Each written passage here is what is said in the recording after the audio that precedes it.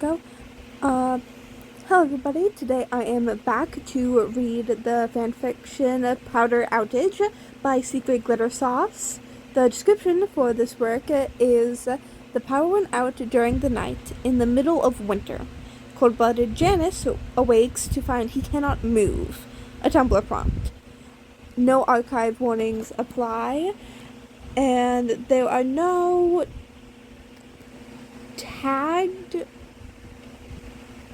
relationships. It can be read as platonic or romantic. Anywho, let's get into the story.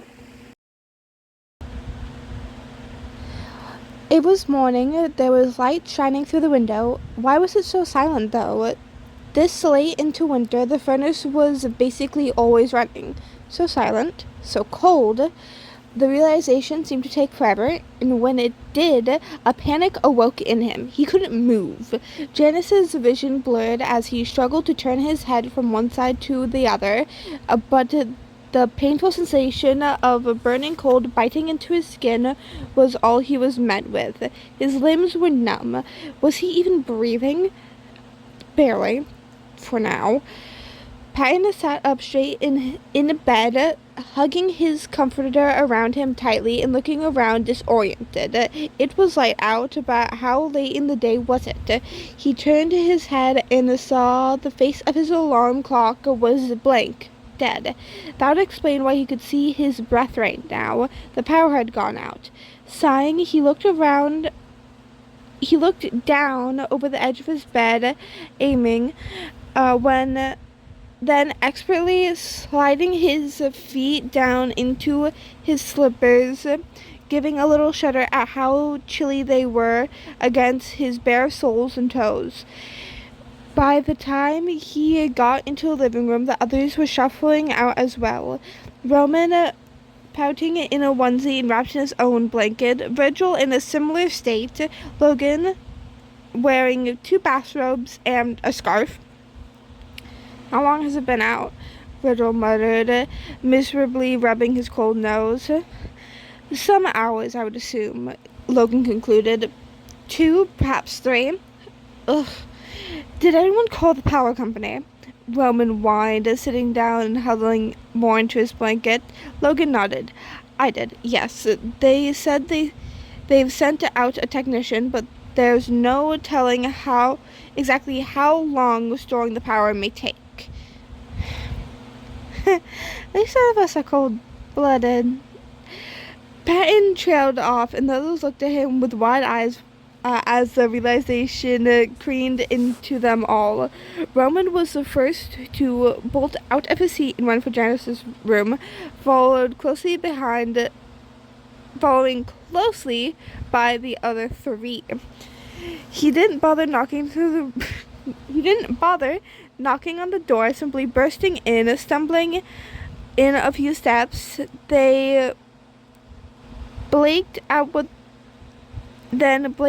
he saw. Janus was lying on the bed with his eyes half open, chest barely moving as he drew in shallow breaths, so shallow that Roman at first couldn't even tell if he was breathing. Logan rushed in and past Roman, coming to the side of the bed to place a hand over to Janus's forehead. He's freezing, he stated lowly and drew back the covers. What are you doing? Put those back. He needs them. Roman protested as Virgil and Patton moved in beside him. Shaking his head, Logan climbed into the bed and began pulling Janus up to rest against his chest, explaining, We're going to have to warm him with our bodies. Go and get more blankets. We'll need to pile them on top of us. Patton, Virgil, just getting here. Patton didn't need to be told twice and skirted around the bed to slip under the blankets at Logan's left side. Virgil did hesitate, unsure about such an intimate ordeal so suddenly, but the way Janus's eyelids fluttered frightened him into moving forward to climb in on Logan's right. Roman, meanwhile, was out the door and running to gather up every blanket he could, snatching them off the couch, Logan's bed, the linen closet, nearly tripping over them in his haste. Pan snuggled in close and wrapped his arms around Janus, who twitched slightly and groaned. What does that sound mean? Asked Patton anxiously, afraid of hurting him. The act of warming up may be uncomfortable, but he'll have to bear it. Logan muttered, tugging off his scarf and wrapping it around Janus's neck carefully. Virgil looked at what Patton was doing and hesitantly copied him, tilting his own body in towards Logan and Janus, putting his arms around the latter near Patton's. Janus was coherent for all of this, listening to them, feeling Logan pull his body over him like a cold-weighted blanket. He almost couldn't believe they'd realize he needed help, at least in time to actually provide it before his heart stopped. However, as Logan had stated, the act of being warmed up after having been so cold was indeed uncomfortable. Very much so, in fact, like being thrust into an oven suddenly.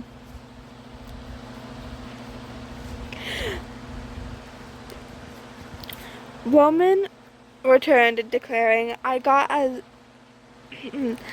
many as I could, before beginning the act of throwing blanket after blanket over the bed-bound quartet. Patton lightly rubbed Janus's back, saying reassuringly, We got you, Snaky Fam. It's gonna be okay. Logan observed Roman's efforts, shivering slightly from having Janus's chilly body pressed against his, but saying nothing. Virgil just tried to listen to Patton and believe his words. Was it going to be okay? When Roman had finished, the blankets were piled high, and Janus felt like he was sweltering.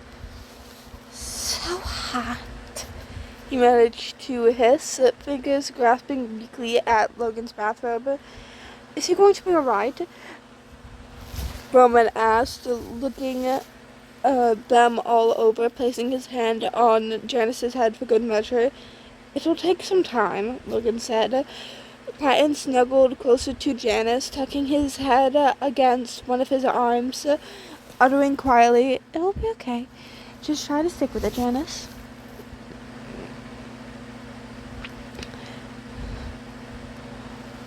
You want to get in here, Princey? Better asked, looking back at Roman. Might speed things up. There wasn't all that much room left, to be truthful, but Roman slipped it in to spoon Patton and help with spooning Janus. Patton didn't mind at all, actually, rather enjoying being in the middle of the two of them. And hey, Logan was there too. The next several minutes passed quietly as Janus felt his heartbeat quicken and the dizzying sensation of his body heat returning after such an ordeal. Eventually, he was able to mutter, This was all terribly unnecessary, with a bit of a slur. Yeah, sure. Berto replied, adjusting himself to be a bit closer. Next time, you can just become a snakesicle.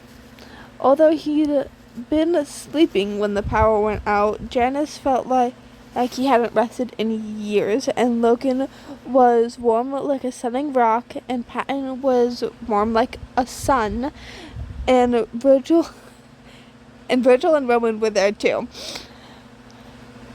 How are you feeling now? Logan asked, seeing some color return to Janus's face. Fit as something. It was hard to think of wordplay when one's brain was buzzing and fritting out. There came a couple of clicks, and suddenly the furnace kicked on. The power had returned. Still, none of them moved.